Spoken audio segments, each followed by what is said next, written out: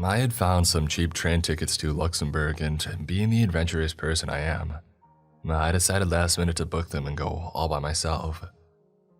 Due to some unfortunate, lack of planning on my part, circumstances, I ended up on that train to Luxembourg with nothing to wear for the weekend, except the clothes on my back. I figured it wasn't a big deal. How boring it would be to have everything go according to plan for once. But anyways, Luxembourg City is quite small, and after 2 days, I had pretty much seen all of what I wanted to see. A quick Google search showed me that there was a beautiful forest some kilometers north of the city. I thought that it looked perfect, so I bought a day train pass and set out on my journey. I managed to make it there, and it was absolutely gorgeous. I wasn't really dressed for hiking since I had no clothes or shoes with me at the time, but I didn't want to miss out on such an amazing experience, so I ventured into the forest anyways. I was wearing shorts and a t-shirt and ballet flats for shoes. I told myself that I would stay close to the area where the buses and cars park, and not to do any crazy rock climbing or anything, and nothing would go wrong. Boy, was that a dumb assumption to make. I was about 45 minutes away from where I started walking. There was no one else around. I walk along a sharp turn and there's a lady heading towards me. She was around 45 or so, seemed quite plain. As we approached each other, she suddenly says, "That's not okay." I ignore this as I try to ignore people on the street as much as I can, and I keep walking. She has reached the point of being right next to me now, and as she passes, she says, "You can't do this." There is no one else around, so she had to be talking to me. I reluctantly turn towards her and ask, "Pardon me?" She says, "How dare you show up here like this?" I'm thinking that she has me confused with someone else, and I try to tell her that she's got the wrong person, and slowly keep walking. But she turns towards me and says, "This forest is sacred. You can't come in here wearing shoes like that." At this point, I'm stopped staring at this woman, confused as hell. I offer an apology and I keep going, but she follows me. She says, "You don't understand. You're ruining it." I say nothing. What the hell am I supposed to say? I see some big branches close by that I could maybe use as a weapon, if I had to. I don't even know what's going on at this point. She was screaming now, repeating, "It is sacred and my shoes are ruining the sacredness of the forest." But I stand my ground and offer one more apology. She tells me that I'm going to regret it. I don't know why, but I told her that I had nothing else to wear, trying to justify myself, I guess. And then she tells me that it doesn't matter. I'm starting to feel relieved. Maybe she'll leave me alone now. She says, "The forest is protected. Do you know who protects it?" I respond, "No." Realistically, where could I run? Nowhere. Who could I call? No one. So I have to face this lady at all times, and I don't want her attacking me from behind or something. She proceeds to tell me that Jesus Christ himself is protecting the forest. I nod. Sounds about right. She repeats that it doesn't matter to her anymore that I'm wearing ballet flats. She then says that Jesus and God know, since she told them. She tells me that God will not let me leave the forest. I say something along the lines of, "Pardon?" And she tells me slowly that God knows I have forsaken this forest and that I'm a traitor and a sinner. She tells me that I'm not going to make it out of this forest. "You will never leave. God won't let you. He sees you here, ruining the sacredness of the forest. He sent me to find you. You had your chance. He will give you the punishment that you deserve." I nod. I'm kind of scared, but at least she has left it up to God to punish me, so I should be okay. I just need her to walk away. We hold eye contact for about 45 seconds, and then she turns and continues on. I stay where I am, slowly back up into a tree and wait while I watch her leave. I was afraid that she had some nearby friends, so I wanted my back up to something. It made me feel safer. She was still within earshot, and she said, "He won't let you know. Nothing you can do will change you." She kept walking and never turned back. I waited 15 minutes and with my back on the tree, and then slowly kept going. I never saw her again, thank God. A long-time lurker, so I figured I would share my story. I was living in Tbilisi a few years ago, the capital of the Republic of Georgia, running a kind of legally ambiguous consumer credit operation, when I figured it was time I took a much-needed weekend getaway in a nearby small town. The town that I settled on is an extremely popular tourist location, given its beautiful location along a river nestled in a deep valley, and rife with ancient churches. With many options for potential guest houses, hotels, and rentals, I decided to not book in advance, and to just trapeze around until I found something appropriate. I found a very adequate guest house perched on a hill with about a 1-acre plot. Upon entering the guest house, I was greeted in typical Georgian fashion by an incredibly hospitable woman in her 60s between 90s, and her son, who was in his early 30s, who resumed his yard work of filling a large holy set with a septic tank with a foul-ingrained smell after a brief introduction. Again, in typical Georgian fashion, the hostess offered me tea, homemade wine, bread and cheese, all of which were much needed and fantastic. I'm an American, but my family came from Eastern Europe, so I speak Russian, as most Georgians do, so we were able to chat a lot. Our conversation progressed from basic get-to-know-you bits to more personal information, like whether I'm seeing anyone or who I'm dating, which does come up in surprising frequency when you meet sweet grandmothers who want you to meet their granddaughters. At the time, I was dating a fellow expat from a Western European country. When I told the hostess that I was seeing someone, she seemed thrilled and asked me to show her a photo. She reacted with an "ah" and nodded in approval, commenting on her physique in a way that would probably be inappropriate if it wasn't a cute old grandma. I was then pressed by the hostess as to why I didn't invite her, and how that it isn't what a good boyfriend would do. But on the spot like this, I lied and said that she was very busy with a work project. She wasn't, but would be arriving later in the evening, and didn't ask. The hostess was elated by this news and called over her son and asked me to show the photo of the girl that I was seeing. Early in our conversation, it was established that I do not speak in Georgian. The son saw the photo and affirmatively nodded and spoke in Georgian to the hostess, and then turned to me with a beaming smile and a thumbs up and said in English, "Very pretty, your lucky brother." He then in Russian asked if I'd texted her to invite her. I lied and said that I did text her, and reiterated that she would be arriving in a few hours. It was around 4 p.m. at the time in a beautiful golden hour glow that lit up the surrounding mountains and valley. The son said that he'll join us and asked if I liked cha-cha. Cha-cha is a very strong national liquor of Georgia, ranging from 30 to 75% alcohol content and made from distilled grapes.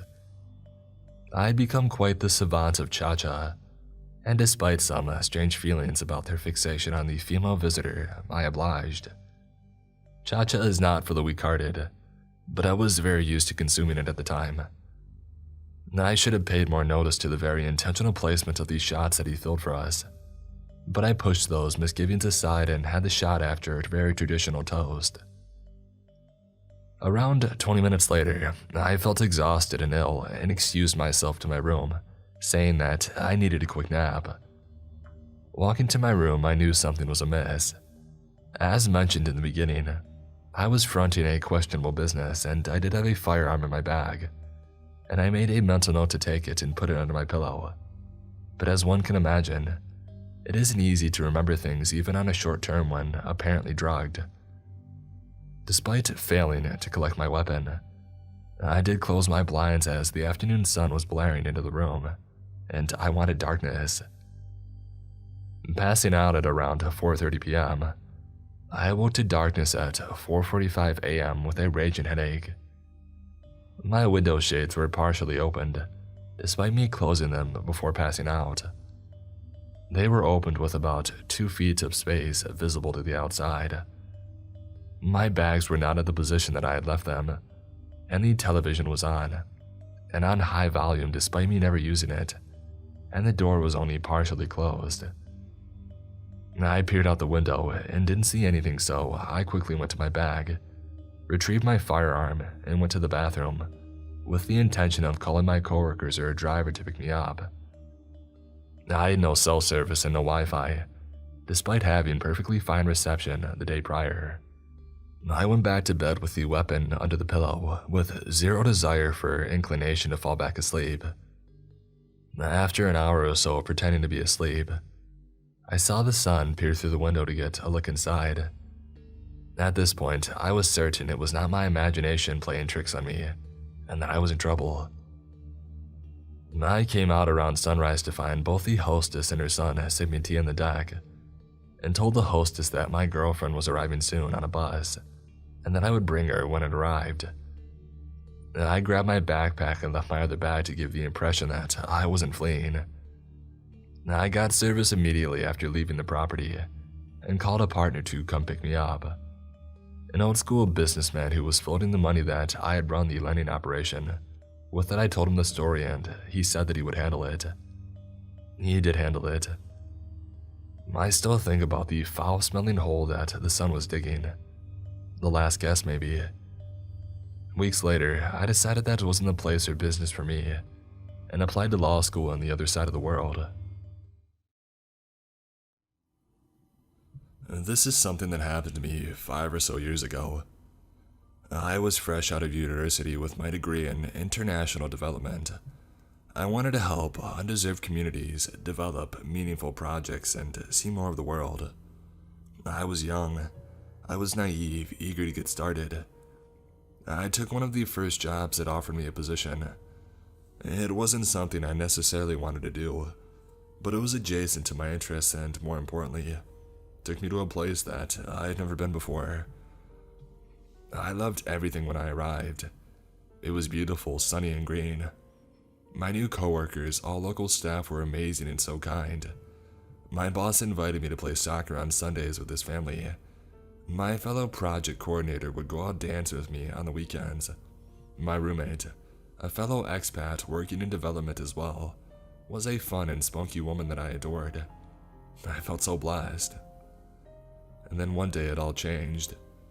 I was walking downtown with a friend. There is a vegetable and fruit market that had great fresh produce directly from the farmers growing it. It was about a 20-minute bus ride from my apartment, so not close but not incredibly far either. My friend and I loaded up and began walking over to a quiet corner to call a cab to help us haul our goods back. And then I heard it. Hey, miss," using my exact address. It took me a second to realize what he was shouting. I turned around to see a man hanging out of his car, slowly crawling along the road with us. My friend recognized my address too. She turned to me and asked, "Do you know him?" I had never seen him before. He kept shouting, "Yeah, you're living in the back house on the 2nd floor, right?" That made it even worse. I lived on a big suburban lot with 2 houses, one in the front, where my landlady and her family lived, and the second in the back. The second house was split into 2 apartments. The bottom floor housed 2 students, while I lived on the 2nd floor with my roommate. You couldn't see the second house from the road, much less the stairway that led to the 2nd floor. My heart was pounding. I wanted to shout back at the guy, but I was scared. I was a 22-year-old woman living in a foreign country, and I didn't want to draw attention. I didn't know how people would react. I didn't know how he would react. And so we walked. My friend tried to comfort me, saying that maybe he knew my landlady's family. I was probably the only redhead in the whole country. He could be a neighbor I hadn't met. The encounter didn't leave me, it stayed in my mind. A week or so passed, and I stopped glancing behind my back whenever a car drove by. I started to feel secure. And then he showed up again. I was walking home from work, and it was getting dark. My office was a 15 to 20 minute stroll from my apartment. perfect as a quick way to stretch my legs. I was halfway home when I felt someone watching me, and then the slow crawl of a car siding up beside me. I knew it was him without looking. "Hey, miss," he said, leaning out his window, one hand on the wheel. "Why so shy?" I ignored him and kept walking. There was no one around and it was getting dark. "Oh, come on, let me give you a ride. I know where you live." Not reassuring, I started to feel my chest tighten. I wanted to call someone, but I didn't know what he would do if I reached for my phone. I was practically jogging now, but he had just sped up to match my pace. "Listen, lady," and now he was angry, his voice harder. "You don't just ignore a man like that." I wondered what I would do if he stopped the car. He looked fit and young, he could probably catch me. He could hurt me. And so I did, something that, in retrospect, seemed absolutely bizarre. I yelled at him, wildly, rapidly. I did it in my first language, not what they spoke in this country. Not a language he would have ever heard, probably. I screamed curse words and threats, anything that I could think of. I'll never forget the confused fury on his face, but he did slow down, letting me run ahead. I could see a woman at a bus stop at the intersection ahead. If I got to her, maybe she would help. Maybe he would get scared off. By the time I got to the woman, he was gone. I kept walking home, looking behind me with every step. I told my roommate about what had happened, and she told me not to bother reporting it to the police, since they were corrupt and wouldn't do anything. When I told my boss, he told me the same. He said that he had a baseball bat and he would come whenever I called. Well, I saw the man again 2 weeks later. He was sitting in his car, parked in front of the gates to my apartment. I had been about to take out the trash, but retreated before he could see me. I told my landlady, and when she went over to confront him, he drove off. This continued for weeks, and not every day, but once or twice a week. He would always be there waiting. I now took cabs to and from work. I never traveled alone. I barely slept, waiting for him to break in and kill me. In my last week abroad, he almost did. I went out drinking with a group of my friends, 4 of us in total. We were celebrating the end of my contract, and I was happy to go home in a few days. I couldn't wait to see my family. I couldn't wait to put an ocean between me and the man. We had beers at a local bar about a 5 to 10 minute walk max from my apartment. When it was starting to get late around 1, we tried to get a cab, but it was impossible. The roads were jammed and people were everywhere outside. Cabs couldn't even get to us. So we thought, even though others warned us not to, let's walk home. It would be faster than calling a cab. We'll be fine. There's 4 of us, and no one will hassle us. And we got halfway there when we had to cross a main road. There were no streetlights, and not that kind of place. And the road was absolutely empty, and not a single car in sight. We crossed the road. A few more minutes, but then we were backlit with the bright headlights of a car coming up. We glanced back. A cop car, 2 men in the front. And I knew, even though I couldn't see from the bright lights in my eyes, that he was driving. He was a cop. The car slowed as I knew it would. He rolled down the window to a drawl. "Hey there, miss. A nice night, yeah?" My friends immediately knew who it was, and I could see how nervous they were. We were alone on a dark, empty street in the middle of the night. They were cops, though. They were armed. No one would intervene promptly. It's too dangerous. "You girls need a ride," he leered. His friend, who I could see now, was grinning hugely. My last few days, I thought, and this is how it ends. We sped up our pace. I don't know what our plan was other than to get away. And then I heard one of the doors of the Jeep open as the passenger jumped out. I don't think I've ever been so scared in my life, although I didn't dare turn back to see. We were at the turn to my street now, 2 minutes more to get to safety.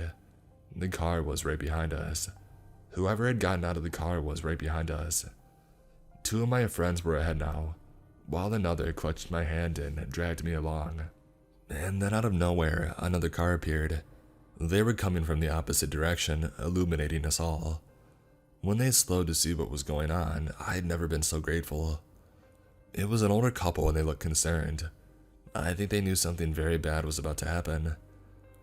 I heard and not saw the car door swing open. I almost got hit as they sped past us in a hurry. The other cars stayed, watching. They offered to escort us back home, driving alongside just in case. But I knew that he wouldn't come back, not tonight. I still took a cab with my friends to their place for the night, and we took my roommate with us, just in case.